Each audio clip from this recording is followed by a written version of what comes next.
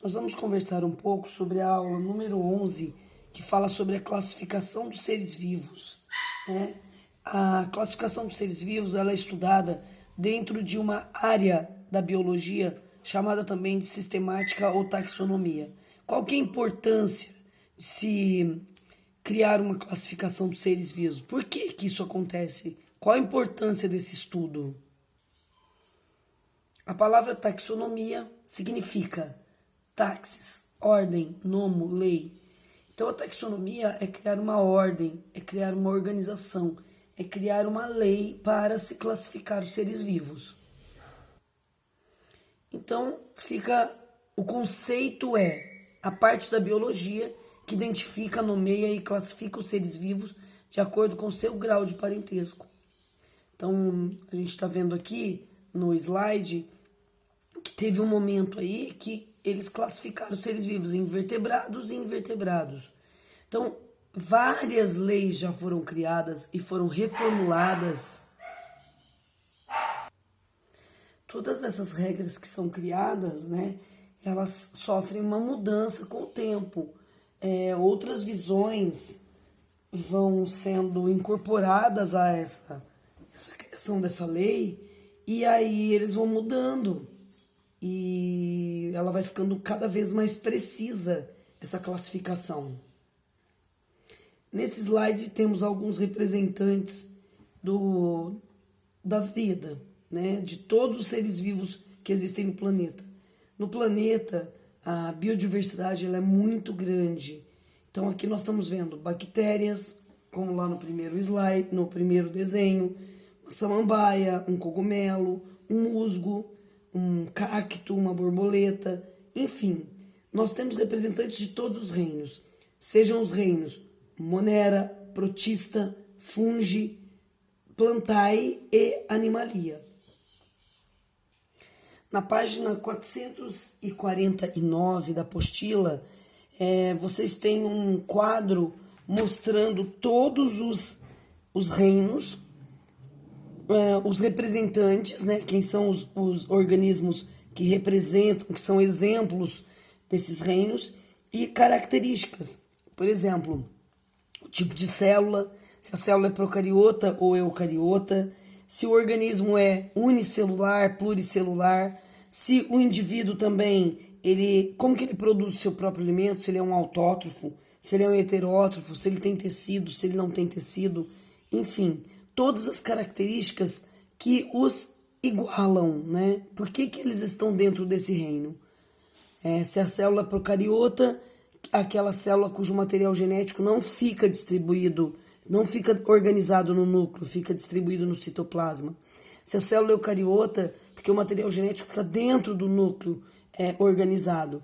E essa também classificação da célula procariota e eucariota são várias visões que eu posso utilizar. Por exemplo, essa que eu acabei de dizer era em relação à distribuição do material genético. Se ele estava dentro de uma membrana nuclear ou não, se ele era um material genético centralizado ou disperso no citoplasma. Também é uma regra. E aqui vamos falar então um pouquinho da importância dessa taxonomia. No planeta existem quase 4.000 idiomas diferentes. Então surgiu a necessidade para padronizar a linguagem para os seres vivos, ou seja, criar um sistema universal. Criar um sistema em que em qualquer parte do planeta, independente de que língua se fala, quando eu disser canes familiares, todos saberão que é um cachorro. Outra importância, organizar os seres vivos em categorias taxonômicas facilitou o estudo e análise baseada em semelhanças e diferenças. Então, por exemplo, se eu vou estudar um gato e estudar um cachorro, como eles estão dentro de um mesmo grupo, eles têm algumas características que são muito parecidas, eles são considerados mamíferos, então isso facilita. Se eu estudo a característica é muito semelhante ao outro. As características são muito semelhantes. Então não tem necessidade de fazer o estudo de todos. Isso facilita o estudo dos organismos vivos. Então aqui a gente está do menor para o maior. O reino é o maior. Veja o tamanho desse desenho aqui, ó. Ele representa uma quantidade muito maior de seres vivos, porque são todos representantes do reino. Que reino que a gente está falando aqui? Reino Animalia. O menor é a espécie. Quanto que a gente vai ter? A espécie a gente vai ter um representante. No caso aqui, ursos americanos. Então aqui, reino, abaixo do reino, filo. No caso aqui, o filo dos cordados. Abaixo do filo, classe mamália, mamíferos. Ordem dos carnívoros, carnívora.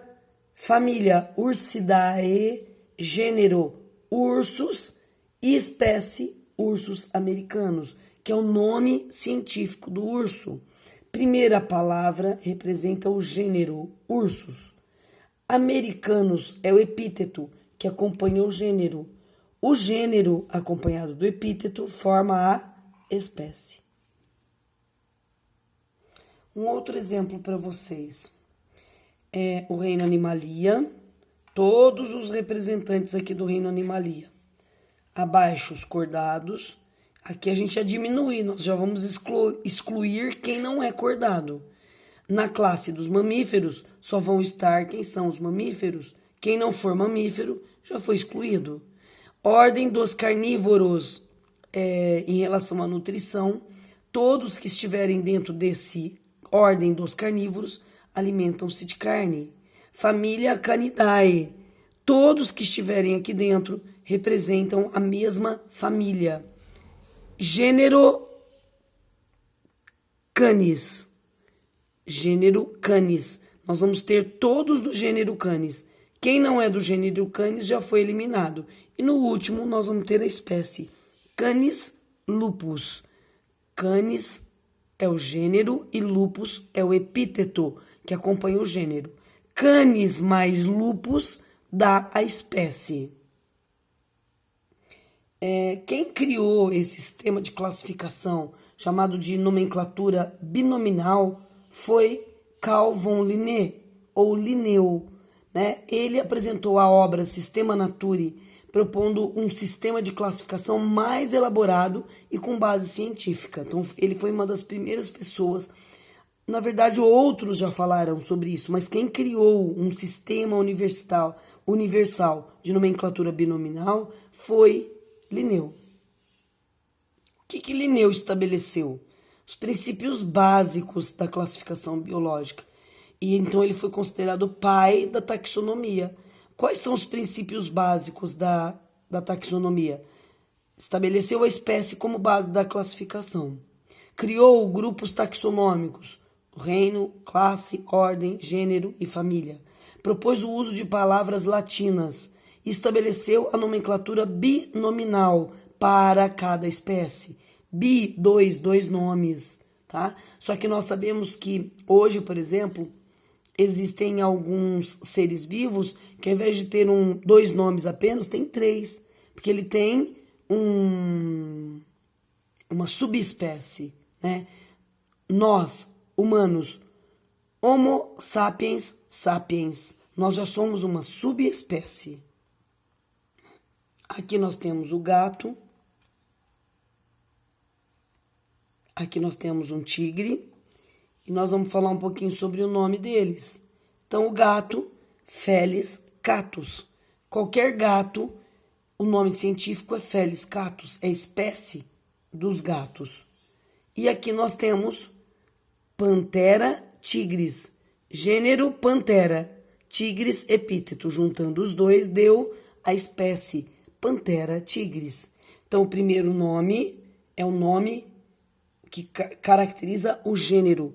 O segundo nome da espécie é o que caracteriza o epíteto.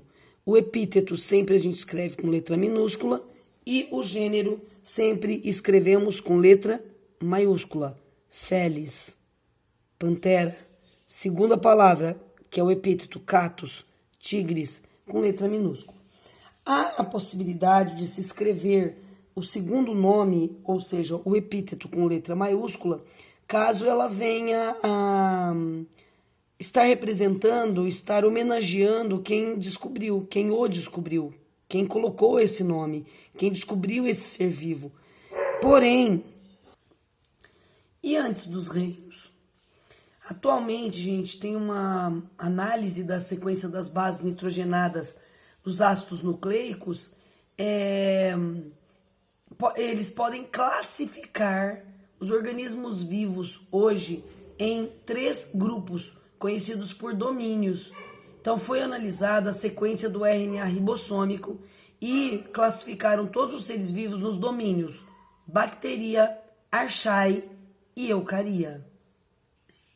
No domínio bacteria, as eubactérias, que são as bactérias mais jovens, e no domínio archaea, as arqueobactérias, que são as bactérias que vivem em regiões inóspitas, as bactérias termocidófilas, bactérias que vivem, por exemplo, no Mar Morto, bactérias que vivem em lava de vulcão ou próximo a ela, altas temperaturas, alta salinidade, e o domínio eucaria. Dentro do domínio eucaria estão os reinos protista, fungi, plantae e animalia. Há um ancestral comum para todos. Dentro do processo evolutivo, todos partem de um ancestral comum. Aí vem o domínio bacteria, o reino eubacteria, o domínio archaea e o reino arqueobacteria. E aqui, gente, nós temos o domínio eucaria. Então, se você analisar pelo cladograma, o domínio archaea ele está mais perto do domínio eucaria do que este domínio eucaria do domínio bacteria. Todos partiram de um ancestral comum. Só que aqui teve uma subdivisão, ó. Um ancestral está aqui e aí formou o domínio archaea e o domínio eucaria. Observe esse esquema, como que fica essa árvore de classificação. Então, ancestral comum, bacteria, archaea e daqui para cima todos do reino, aliás, do domínio eucaria.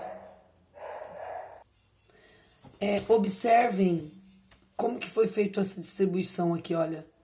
Vamos fazer uma comparação entre o homem e o cão. Reino de ambos, metazoa. Filo, cordados. Subfilo, vertebrado, vertebrado. Classe, mamália, quer dizer, ambos mamíferos. Ordem, agora vejam que eu já coloquei em vermelho. Eles começam já a mudar. Ordem dos homens, primatas. Do cachorro, carnívoros. Família, para os homens, Hominidae. Para o cachorro, Canidae. Gênero, do homem, Homo. Gênero, do cachorro, Canis. Espécie, do homem, Homo sapiens. Espécie do cachorro, Canis familiares. E a nossa espécie, existe uma subespécie, que somos nós, Homo sapiens sapiens. Um outro exemplo aqui de Linneu, né? Pantera, nome científico, Panthera leo. Onça, nome científico, Panthera onca. Quer dizer que tanto a pantera quanto a onça, elas pertencem ao mesmo gênero, porém são de espécies diferentes. Pantera é o nome do gênero e onca é o epíteto específico. Gênero é um conjunto de espécies semelhantes e o epíteto específico é o termo que designa a espécie.